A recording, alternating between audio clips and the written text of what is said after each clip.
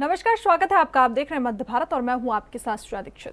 मुख्यमंत्री डॉक्टर मोहन यादव लाभार्थी महिलाओं को आभार पत्र और उपहार देंगे और राखी बंधवाएंगे। इसके साथ ही लाडली बहनों के खातों में 1900 करोड़ रुपए की राशि सिंगल क्लिक से आंतरित भी करेंगे।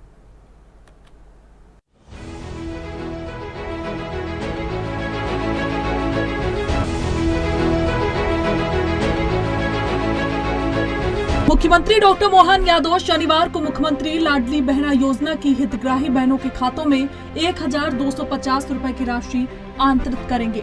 इसके अलावा रक्षाबंधन के उपहार स्वरूप लाभार्थी महिलाओं के खातों में 250 रुपए के उपहार नेक राशि भी आंतरित की जाएगी। ये कार्यक्रम श्योपुर जिले के विजयपुर और टीकमगढ़ में आयोजित किया जाएगा, जहां मुख्यमंत्री डॉक्टर यादव लाभार्थी महिलाओं को आभार पत्र और उपहार देंगे और राखी बंधवाएंगे। मुख्यमंत्री डॉक्टर मोहन यादव आज श्योपुर के विजयपुर से सिंगल क्लिक के माध्यम से प्रदेश भर की लगभग 1 करोड़ 29 लाख लाडली बहनों को बैंक खातों में 1897 करोड़ की राशि का अंतरण करेंगे। हम सब के लिए आनंददायी होता, खासकर बहनों और भाइयों का ये त्यौहार हमारी संस्कृति की पताका को लहराता है। मुझे आज प्रसन्नता है, एक साथ 25,000 से ज़्यादा स्थानों पर सिंगल क्लिक के माध्यम से बहनों के लिए 250 रुपये की राशि रक्षाबंधन के अनुपम त्यौहार के लिए भेज रहा हूँ। मैं स्वयं श्योपुर जिले से विजयपुर नामक स्थान पर मैं शामिल हुआ। मेरी अपनी ओर से बहनों को बहुत बहुत बधाई, उनका प्रेम स्नेह सदैव मिलता रहे। 1250 पूर्व के और 250 ये मिला के 1500 रुपया प्रत्येक बहन के खाते में आज मिलेगा। और आप सबके माध्यम से उम्मीद करता हूँ 19 तारीख को जब आप बहनें अपने भाई को तिलक लगाएगी तो समझूंगा मुझे तिलक लग जाएगा। मेरी अपनी ओर से पुनः बधाई। इसी तरह प्रदेश की सभी 23,011 ग्राम पंचायतों को 416 नगरीय निकायों में भी बृहद स्तर पर आभार से उपहार कार्यक्रम होंगे, जिसमें राज्य सरकार के मंत्रीगण और जनप्रतिनिधि शामिल होंगे। कार्यक्रम की थीम रक्षाबंधन और सावन उत्सव पर केंद्रित होगी और एक पेड़ माँ के नाम अभियान में पौधरोपण और सांस्कृतिक कार्यक्रम भी आयोजित होंगे। रायपुर में राज्यपाल रवीन डेका ने हर घर तिरंगा अभियान में शामिल होने की जनता से अपील की। राज्यपाल रवीन डेका ने कहा कि हर घर तिरंगा अभियान में उत्सव से भाग ले और घरों में तिरंगा लगाएं। स्वतंत्रता दिवस को सम्मान और गर्व के साथ मनाएं। यह अभियान देशभक्ति और एकता की भावना मजबूत करेगा। इस अभियान से न केवल तिरंगे के प्रति व्यक्तिगत जुड़ाव होगा, बल्कि राष्ट्र निर्माण की भावना भी मजबूत होगी। नमस्कार। देश एवं प्रदेश के सभी नागरिकों से अपील है कि हर घर तिरंगा अभियान में उत्साह से भाग ले। अपने घरों में तिरंगा फहराइए और स्वतंत्रता दिवस की सम्मान व गर्व से साथ मनाइए।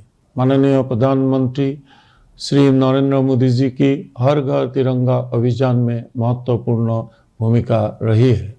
उनके आह्वान पर यह अभियान आज़ादी के 75 वर्ष पूर्ण होने पर अमृत महोत्सव के तहत शुरू किया गया था। यह अभियान देशभक्ति और एकता की भावना की मजबूत करेगा और राष्ट्रीय पर्व की गरिमा बढ़ाएंगे।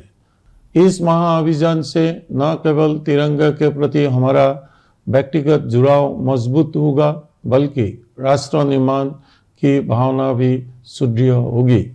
इस अवसर पर देश के उन महान स्वतंत्रता सेनानियों को भी याद करते हुए उनसे प्रेरणा ले और राष्ट्र निर्माण में अपनी भूमिका निभाइए। जय हिंद। जांजगीर जिले में डायरिया का प्रकोप बढ़ता ही जा रहा। आज फिर डायरिया ने अमोदा गांव के 2 मासूम बच्चों की जान ले ली। वहीं 3 लोगों का अस्पताल में इलाज चल रहा है। जानकारी के अनुसार अमोदा गांव में 3 वर्षीय बालक और 7 वर्षीय बच्ची को रात से उल्टी दस्त हो रही थी। परिजनों ने दोनों को इलाज के लिए अस्पताल में भर्ती कराया। इसी दौरान रास्ते में ही दोनों बच्चों ने दम तोड़ दिया। वहीं मासूमों की मौत के बाद स्वास्थ्य महकमे में हड़कंप मच गया और बीएमओ सहित स्वास्थ्य विभाग की टीम अमोदा गाँव पहुंची।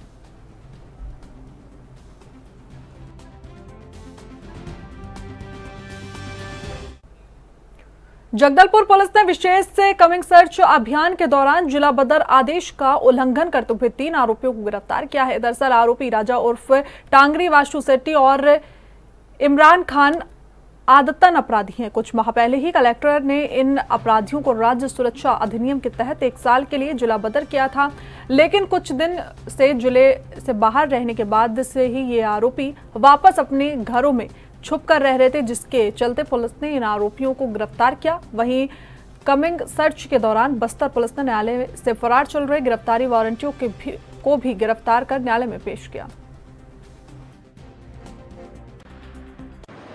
जगदलपुर सिटी पुलिस के द्वारा कॉम्बिंग गश्त करते हुए अटल आवास और संजय नगर मार्केट एरिया पर कॉम्बिंग गश्त की कार्रवाई की गई, जिसमें पूर्व में जिला बदर की कार्रवाई जिन आरोपियों की गई है उन्हें उनके घर से बरामद किया गया है। वो अपने घर में सोते हुए पाए गए। इमू उर्फ इमरान संजय मार्केट से बरामद हुए हैं। वासु शेट्टी महावीर नगर से और राजा टांगरी अटल आवास से बरामद किए गए हैं। इन तीनों पर बीएनएस की धारा 223 कायम करके तथा छत्तीसगढ़ राज्य सुरक्षा अधिनियम की धारा 14 और 15 कायम करके एफआईआर करके इन्हें पुलिस जेल रिमांड पर भेजा जा रहा है। और साथ ही साथ में एक वारंटी था रोहित शेट्टी, इसे भी अटल आवास से गिरफ्तार किया गया है। इन चारों पर कार्रवाई करके इन्हें न्यायिक रिमांड पर भेजा। छत्तीसगढ़ में एक बार फिर स्वाइन फ्लू ने दस्तक दे दी है। प्रदेश में स्वाइन फ्लू के चलते 2 महिलाओं की मौत हो गई। इनमें एक महिला कोरिया जिला से है और दूसरी महिला जांजगीर चांपा जिले की रहने वाली है। वहीं प्रदेश में स्वाइन फ्लू के 7 मरीज मिलने की पुष्टि हुई है। जानकारी के मुताबिक कोरिया जिले के पंडोपारा निवासी 51 वर्षीय महिला को सर्दी खांसी के साथ तेज बुखार के कारण जिला अस्पताल लाया गया था। तबियत में सुधार न होने पर बिलासपुर के अपोलो हॉस्पिटल में भर्ती कराया गया, जहां महिला की स्वाइन फ्लू होने की पुष्टि हुई और इलाज के दौरान महिला की मौत हो गई।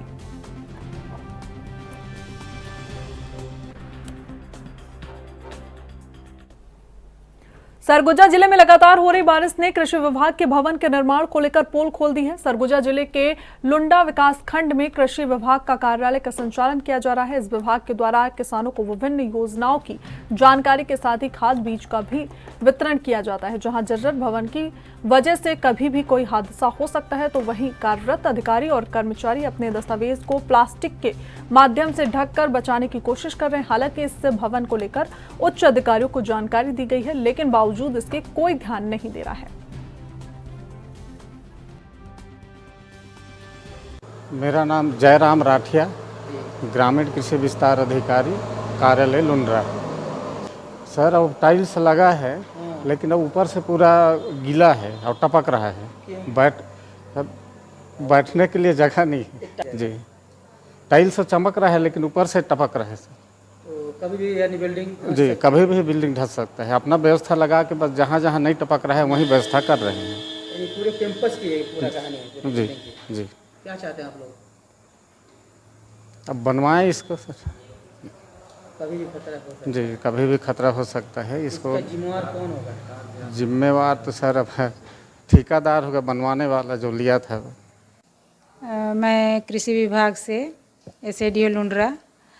जी मैडम, ये जर्जर भवन है और इस भवन में बैठी आप लोग, डर नहीं लगता है कभी भी गिर से पहले? डर तो लगता है, पानी भी टपक रहा है, सीपेज हो रहा है हम लोग का चारों तरफ। जैसे सभी रूम में कुछ जगह खाली है, वहाँ बैठते हैं और कार्यालय का संचालन करते हैं अभी वर्तमान में।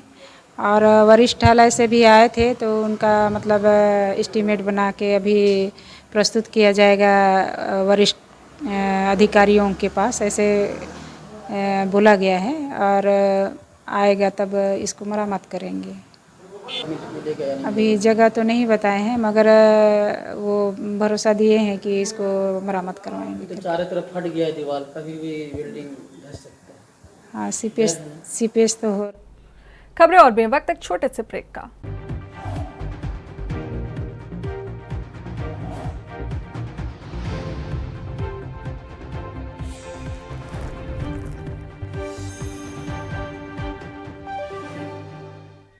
ब्रेक के बाद बुलेटिन में एक बार फिर आप सभी का स्वागत है। खबरों में आगे बढ़ते हैं, जहां भिरुंदा ब्लॉक के मंडी प्रांगण लाड़कुई में विश्व आदिवासी दिवस को लेकर आदिवासियों पर भारी उत्साह देखने को मिला। आदिवासी वेशभूषा में जमकर झूमे और नाचे। जानकारी के अनुसार विश्व आदिवासी दिवस पर आदिवासियों में भारी उत्साह देखने को मिला है।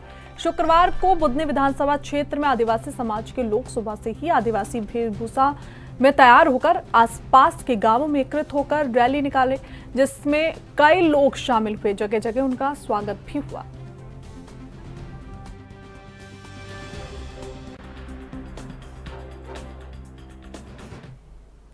सरगुजा पुलिस अधीक्षक कार्यालय के कैंपस में वृक्षारोपण कार्यक्रम का आयोजन किया गया, जिसमें भारतीय पौधों को प्राथमिकता देते हुए इस पौधारोपण कार्यक्रम को किया गया। आपको बता दें कि इन दिनों पौधारोपण के कार्यक्रम विभिन्न स्थानों पर किए जा रहे हैं। इसी कड़ी में सरगुजा पुलिस अधीक्षक कार्यालय में भारतीय पौधे जैसे अमरूद, आम, जामुन, नीम और अन्य फलदार वृक्षों का रोपण किया गया।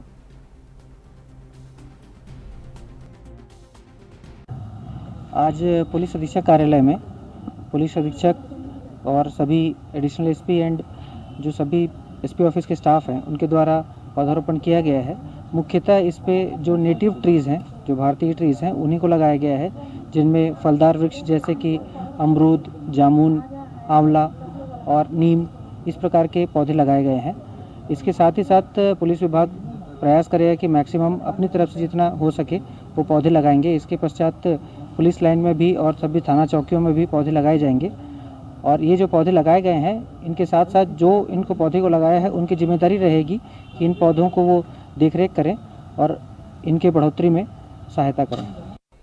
बस्तर संभाग मुख्यालय जगदलपुर सहित ग्रामीण इलाकों में शुक्रवार को विश्व आदिवासी दिवस धूमधाम के साथ मनाया गया। विभिन्न आदिवासी संगठनों के द्वारा शहर के मुख्य मार्गों में रैली भी निकाली गई। इस दौरान आदिवासी वेशभूषा में आए युवक युवतियों में खास उत्साह नजर आया। इस दौरान आदिवासी समाज ने आदिवासी जन नायकों को याद किया और शहर के अलग अलग स्थानों में मौजूद आदिवासी जन नायकों की मूर्तियों पर पुष्प अर्पित भी किए।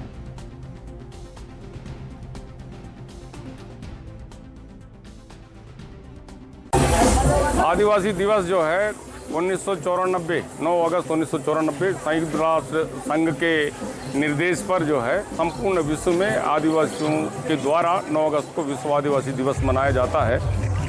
इसका मूल कारण ये है कि संपूर्ण विश्व के जो मूल आदिवासी हैं उनका खान पान, रहन सहन अलग अलग होने के बावजूद उनकी जो समस्याएं हैं जल, जंगल, जमीन से संबंधित एक जैसी है। इसीलिए संयुक्त राष्ट्र संघ ने 9 अगस्त 1994 को संपूर्ण विश्व में 9 अगस्त को विश्व आदिवासी दिवस मनाने का निर्देश विभिन्न देशों के सरकारों को संवैधानिक रूप से दिया हुआ है। उस संविधान के अनुसार भारतवर्ष में भी और खास करके बस्तर में विश्व आदिवासी दिवस जो है 2013 से मनाने का निर्णय लिया गया और आज संपूर्ण बस्तर संभाग ही नहीं संपूर्ण प्रदेश में आदिवासी दिवस मनाया जा रहा है। इसके लिए सभी आदिवासी भाइयों को ही नहीं सभी छत्तीसगढ़ वासियों को छत्तीसगढ़ सर्व आदिवासी समाज के तरफ से विश्व आदिवासी दिवस की बहुत बहुत बधाई, शुभकामनाएं। और हमारी जो विशेष रूप से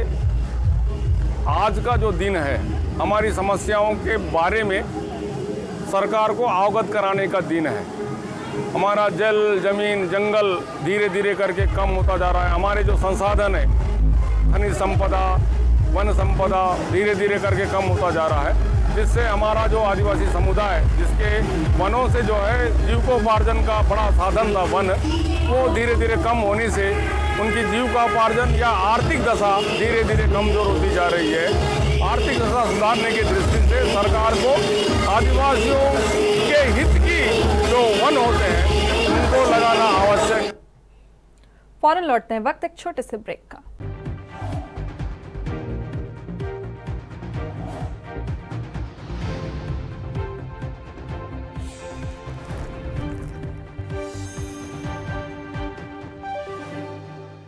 ब्रेक के बाद बुलेटिन में एक बार फिर आप सभी का स्वागत है। खबरों में आगे बढ़ते हैं। विश्व आदिवासी दिवस के अवसर पर शुक्रवार को जगदलपुर में बस्तर पुलिस के द्वारा एक पेड़ शहीद के मां के नाम कार्यक्रम का आयोजन किया गया। बस्तर पुलिस के द्वारा इस कार्यक्रम का नाम पोदला उर्सकना 2024 रखा गया। इसके तहत बस्तर संभाग के समस्त जिलों में शुक्रवार को कुल 3031 पौधे रोपे गए। संभाग मुख्यालय जगदलपुर स्थित नवीन आईजी कार्यालय परिसर में Bastar range IG Sundarraj P और पुलिस के अन्य अधिकारियों ने शहीदों की माताओं के साथ पौधारोपण कार्यक्रम में हिस्सा लिया।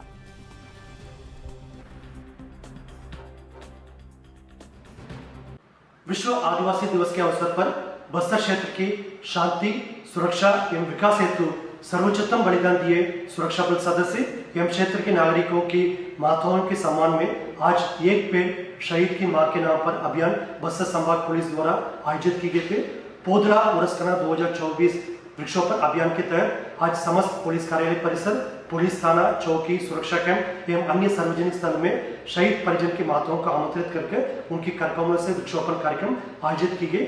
इस सिलसिला में बस्तर संभाग मुख्यालय जगदलपुर की पुलिस महानिरीक्षक कार्यालय परिसर जनताना जागा में भी शहीद परिजन की माताओं को आमंत्रित करके उनकी करकमलों से वृक्षारोपण कार्यक्रम आयोजित किए गए थे।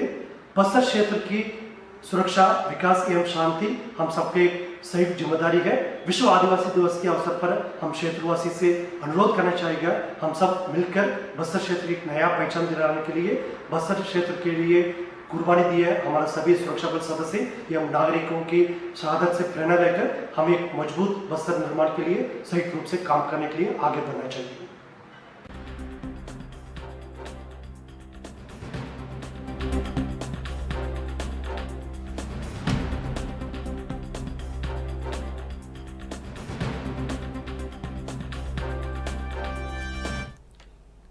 जिला सहकारी केंद्रीय बैंक कर्मचारी संघ रायपुर में चुनाव संपन्न हुआ। कर्मचारियों के हित में सही निर्णय लेने वाले अपने नेताओं को वोट कर्मचारियों ने किए। विभिन्न मुद्दों को लेकर प्रत्याशियों से हमारे ब्यूरो प्रमुख अखिलेश तिवारी ने खास बातचीत की। इस दौरान कर्मचारियों ने क्या कुछ कहा, आप भी देखें। अभी दोपहर को 1 बजे तक की जो स्थिति है वो लगभग 57% वोटिंग हो चुकी है और शाम के 4 बजे तक का है वोटिंग करने की। तो उम्मीद करते हैं हम 75 से 80% के आसपास वोटिंग होगी।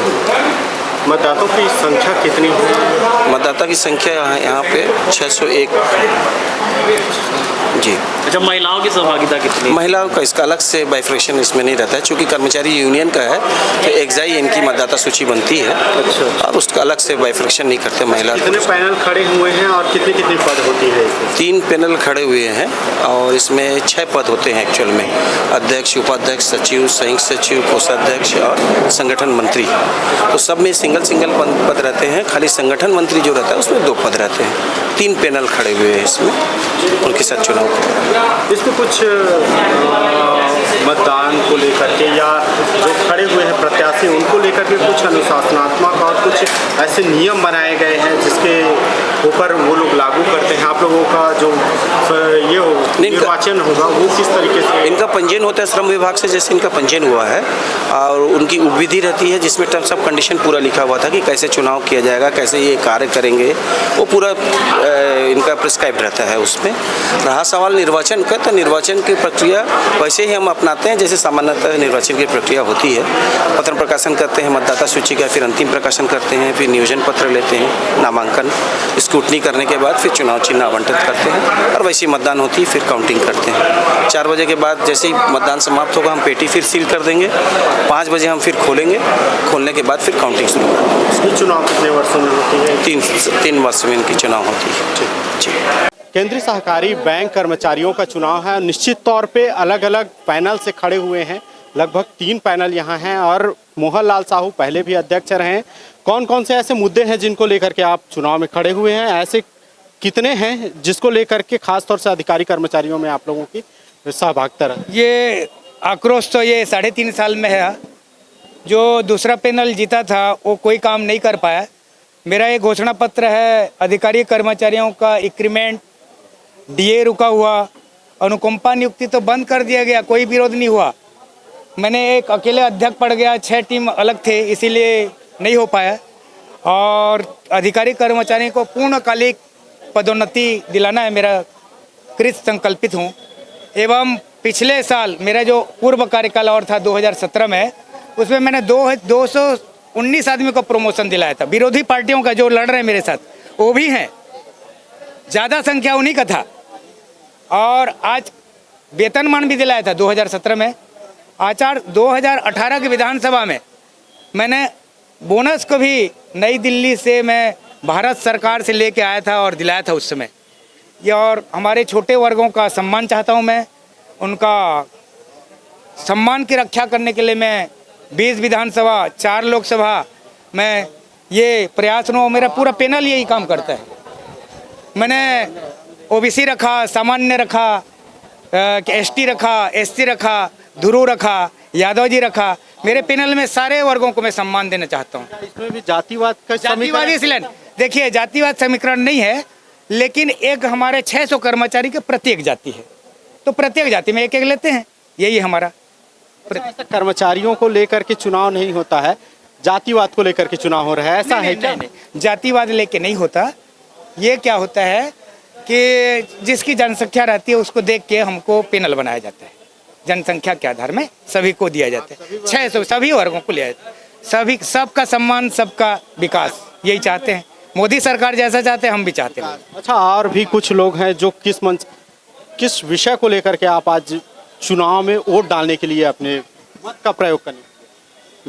मैं तो प्रत्याशी हूँ सर।